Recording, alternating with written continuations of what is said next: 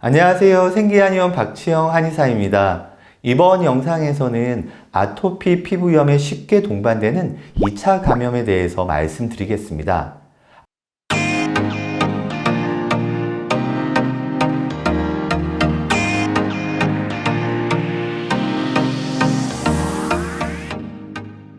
아토피에 무척 빈번하게 동반되는 증상이 바로 2차 감염입니다. 그런데 의외로 아토피 피부염 환자분들조차도 2차 감염에 대해서 잘 모르시는 분들이 많습니다. 갑자기 아토피가 악화되었다고 말씀하시는 분들 중에서 사실은 2차 감염이 발생한 분들이 꽤 많습니다.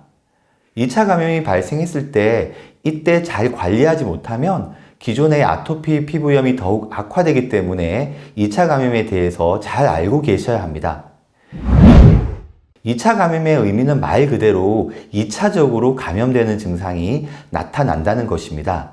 세균, 진균, 바이러스 등이 기존의 아토피 피부염 부위에서 또 다른 감염을 일으키는 겁니다. 2차 감염은 성인보다는 소아 아토피에서 빈번하게 발생하는 경향이 있습니다. 소아들은 아토피가 없더라도 피부 면역 자체가 성인에 비해 약한 경우가 대부분이죠. 그래서 농가진 등의 세균 감염이나 수족과와 같은 바이러스 감염이 빈번하게 발생하게 됩니다. 아토피가 있는 아이들은 이러한 농가진 같은 세균 감염이나 수족구와 같은 2차 감염이 더 빈번하게 발생할 수밖에 없습니다. 2차 감염은 소아뿐만 아니라 성인 아토피 환자에게서도 발생합니다. 특히 아토피 피부염이 발생한 지 오래되었거나 혹은 스테로이드 제제나 면역 억제제를 오래 사용한 성인에게서 더 빈번하게 발생합니다. 대부분의 아토피 환자분들은 손으로 피부를 자주 만지고 긁게 됩니다. 이러한 과정에서 피부 장벽에 상처가 계속해서 생길 수밖에 없습니다. 이러한 상처를 통해서 2차 감염이 쉽게 발생하는 것입니다. 2차 감염 중에서도 바이러스 감염이나 진균 감염보다는 세균 감염이 격렬하게 나타납니다. 세균 감염은 하루 이틀 만에 전신의 피부로 급속하게 퍼져나가는 경우도 있습니다. 세균 감염은 물집이 잡히고 탁한 진물이 펑펑 쏟아지는 증상이 발생하게 됩니다. 세균 감염 중에서도 특히 황색 포도상 구균 감염이 대표적입니다. 황색 포도상 구균이 배출하는 독소는 피부 염증을 더욱 악화시키게 되는 주범입니다. 황색 포도상 구균은 피부 조직을 빠른 시간 안에 파괴하는 최악의 병원균이라고도 설명드릴 수 있겠습니다. 그런데 이런 황색 포도상 구균은 피부 상실균입니다. 우리 피부에 늘 존재하는 마이크로바이옴입니다. 특히 황색 포도상 구균은 콧속이나 구강, 항문 생식기 부위에서 많이 발견됩니다. 만약에 세균 감염이 발생한다면 어떻게 관리하는 것이 좋을까요? 우선적으로 증상이 심할 때는 항생제를 복용하시는 것을 추천드립니다. 짧으면 3, 4일, 길면 1, 2주 정도 복용하시는 것이 필요합니다. 특히 2차 감염이 발생한 피부 자체에는 항생연고를 바르는 것이 좋습니다. 후시딘, 마데카솔, 에스로반 등 유명한 연고들이 있습니다. 이러한 연고들을 바르면 되겠습니다. 2차 감염이 심하지 않고 발생 범위도 국소적이라면 바르는 항생 연고만으로도 충분합니다. 이러한 경우에는 굳이 항생제를 복용하지 않으셔도 괜찮을 것입니다. 항생제를 복용하거나 항생 연고를 바르는 방법 이외에 다른 홈케어 방법을 추가적으로 설명드리겠습니다. 홈케어 방법은 크게 두 가지가 있는데요. 먼저 첫 번째는 생리식염수를 이용한 웨트드레싱입니다. 생리식염수와 거즈를 구입하셔서 락앤락통에 김장하듯이 많이 만들어 놓고 냉장고에 보관을 하시는 것이 좋습니다. 사용할 때 냉장고에서 꺼내서 시원하게 사용하시면 되겠습니다. 2차 감염이 된 부위에 10분 정도 도포를 해주시면 충분합니다. 그리고 두 번째는 포비돈 요오드를 이용한 웨트드레싱입니다. 포비돈 요오드 역시 생리식염수로 스프를 하듯이 사용하시면 되겠습니다. 사용하는 방법은 첫 번째 생리식염수를 활용하는 것과 동일합니다.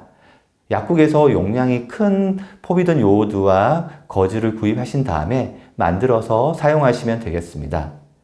10분 정도 도포를 하고 그 다음에 충분히 건조를 해주셔야 합니다. 포비돈 요오드는 피부 코팅 효과가 있어서 세균의 증식을 좀 더 적극적으로 제어할 수 있습니다. 지금까지 말씀드린 내용을 요약 정리해 보겠습니다. 아토피의 2차 감염, 세균 감염이 발생했을 때 관리할 수 있는 모든 경우의 수를 정리해 보겠습니다. 먼저 첫 번째, 증상이 심한 경우에는 항생제 처방이 필요합니다. 두 번째, 피부에 항생 연고만 바르는 경우도 있습니다. 증상이 약한 경우입니다. 다음으로 세 번째는 생리식염수를 이용한 웻드레싱을 10분 동안 하고 그 다음에 항생 연고를 바르는 방법입니다.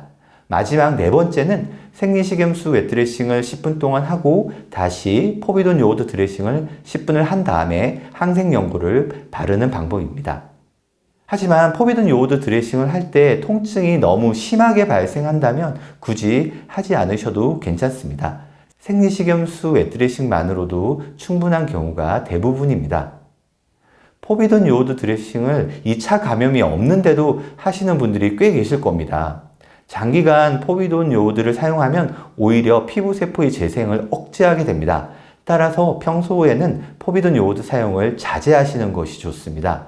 아토피 피부염을 관리하는 가장 기본적인 것은 바로 생리식염수를 이용한 웻드레싱입니다. 제가 이전 동영상에서도 여러 번 강조한 부분이 되겠습니다. 마지막으로 2차 감염이 발생했을 때 보습제의 사용에 대해서 설명드리겠습니다. 2차 감염을 아토피가 악화된 것으로 잘못 이해하시고 보습제를 더 꼼꼼하게 사용하시는 분들이 꽤 많습니다. 이는 세균이 더 잘 번식하도록 도와주는 무척 아이러니한 일이 되는 것입니다. 2차 감염을 잘 알고 계셔야 이러한 아이러니한 행동을 피할 수가 있겠습니다. 그리고 2차 감염이 발생했을 때는 운동과 반신욕 역시 피하셔야 합니다. 특히 반신욕은 2차 감염 증상을 악화시킬 수 있기 때문에 일단 중지하셔야 합니다. 2차 감염에서 회복하고 나서 다시 반신욕을 하시는 것이 좋습니다. 아토피에 2차 감염이 발생하면 너무 걱정하실 필요가 없습니다. 2차 감염을 잘 관리하면 오히려 피부 면역 시스템이 좋아지는 계기가 될 수 있기 때문입니다. 실제로 2차 감염을 잘 극복하고 나서 아토피 피부염이 빠르게 회복되는 케이스를 자주 접하게 됩니다. 아토피 피부염에 어쩔 수 없이 발생한 2차 감염을 아토피 피부염 회복의 좋은 기회로 삼을 수 있다는 것을 강조드리고 싶습니다. 이번 영상에서는 아토피의 2차 감염, 세균 감염과 관리법에 대해서 설명드렸습니다. 더 궁금하신 점은 아래 댓글로 남겨주시면 답변 드리거나 다음 영상 컨텐츠로 제작해 보겠습니다. 이 영상이 도움이 되셨다면 구독, 좋아요, 알림 설정 부탁드립니다. 시청해 주셔서 감사합니다.